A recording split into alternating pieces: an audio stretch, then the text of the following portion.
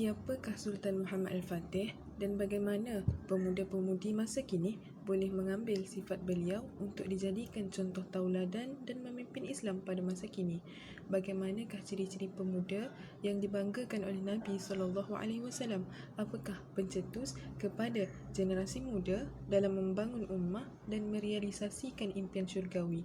Yang dihormati Dr. Ahmad Syahrudin bin Taha selaku pensyarah bagi mata pelajaran kepimpinan Islam, sahabat-sahabat yang dikasihi lagi dirahmati Allah Subhanahu wa taala. Assalamualaikum warahmatullahi wabarakatuh. Pencetus generasi Al-Fatih, itulah bicara saya pada hari ini. Siapakah Sultan Muhammad Al-Fatih sebenarnya? Oleh kerana masa yang diberikan kepada saya hanya 10 ke 15 minit sahaja, saya akan cuba meringkaskan sejarah Sultan Muhammad Al-Fatih sebaik mungkin. Dalam satu hadis Nabi SAW yang diriwayatkan oleh Imam Ahmad dalam musnadnya telah bersabda Nabi SAW, "La taftahanna al-Qustantiniyah fala ni'mal amiru amiruha wa la ni'mal jaishu dhalikal jaishu." Yang bermaksud Konstantinopel itu benar-benar akan dibuka oleh tentera Islam. Rajanya adalah sebaik-baik raja dan tenteranya adalah sebaik-baik tentera. Hadis ini telah dibuktikan oleh tentera yang dipimpin oleh Sultan Muhammad II ketika pemerintahan Kerajaan Uthmaniyah. Disebabkan kejayaan baginda menawan kota itu, maka beliau telah diberikan gelaran Muhammad Al-Fatih yang bererti pembuka yang besar, di mana kota Konstantinopel itu yang dahulunya tertutup kerana Kristian telah dibuka oleh Islam. Pada umur 21 tahun, baginda telah pun menawan kota Konstantinopel, di mana kota ini dibuka oleh seorang raja bernama Kaisar Konstantin. Justru itu, beliau juga telah menggulingkan Empayar Byzantine. Jauh sekali jika kita bandingkan sifat Sultan Muhammad Al-Fatih ini dengan pemuda masa kini, yang mana mereka hanya tahu menghabiskan waktu muda mereka dengan perkara yang sia-sia, berlumba dan bermain motor, bermain TikTok. Walhal mereka tidak tahu waktu yang mereka sia-siakan itu sebenarnya boleh digunakan untuk mempelajari fardu ain. Ini boleh dikaitkan dengan hadis Nabi SAW, "Ni'matani maghbunun fihima kathirun minan nas, as-siha wal faragh." Maksudnya, dua nikmat yang sering dilupakan oleh kebanyakan manusia adalah nikmat sihat dan nikmat masa lapang.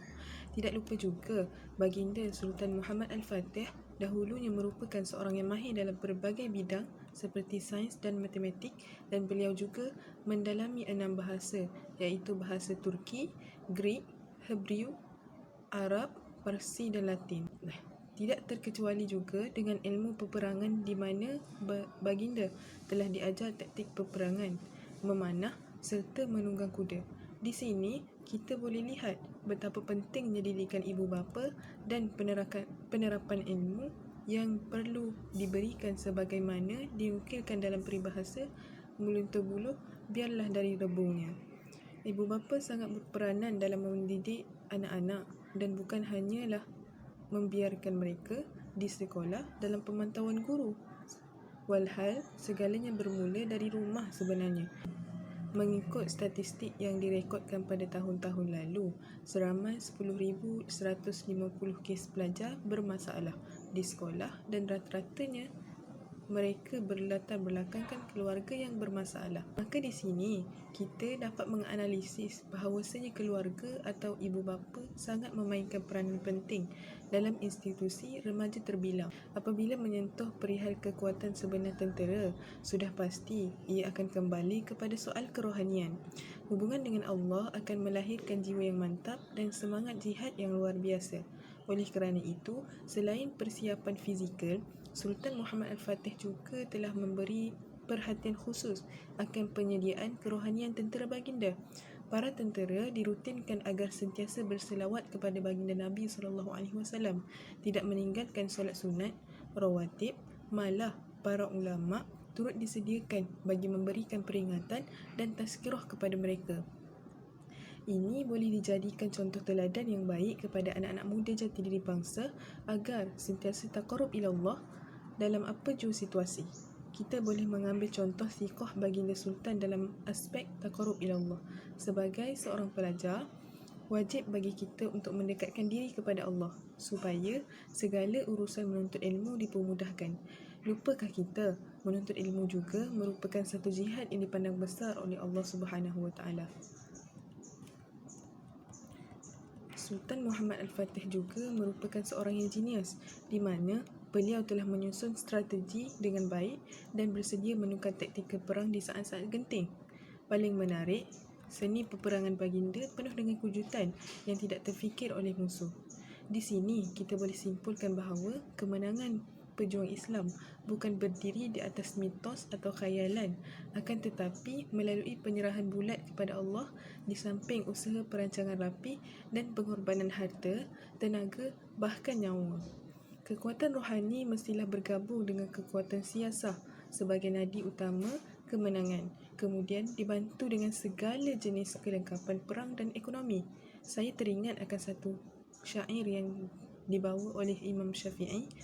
Akhi lan tanal alma illa bisittatin sa'umbika an tafsiliha bibayan zakain wa hirsin wa ijtihadin wa bulghatin wa suhbatil ustaz wa tulil zamani. Yang bermaksud, saudaraku, kamu sesekali tidak berupaya mencapai ilmu kecuali dengan 6 perkara: kecerdikan, keinginan yang tinggi, sungguh-sungguh, berkemampuan, bersahabat dengan guru dan sepanjang masa. Maka benarlah di sini, pemuda merupakan tunjang utama sebagai pencetus kepada generasi Al-Fatih. Bukanlah seorang pemuda itu dikatakan pejuang agama sebelum dia benar-benar mendalami apa-apa bidang ilmu yang boleh memberi manfaat kepada agamanya dan berusaha dalam menegakkan kebenaran sebagaimana diterapkan dalam konsep amar ma'ruf nahi munkar. Ingatlah, Muhammad Al-Fatih telah mengubah tanah menjadi lautan dan kapal-kapalnya menyeberang di atas puncak-puncak gunung sebagai ganti dari gulungan ombak. Lalu bagaimana dengan kita? Sekian, wabillahi taufiq wal hidayah. Wassalamualaikum warahmatullahi wabarakatuh.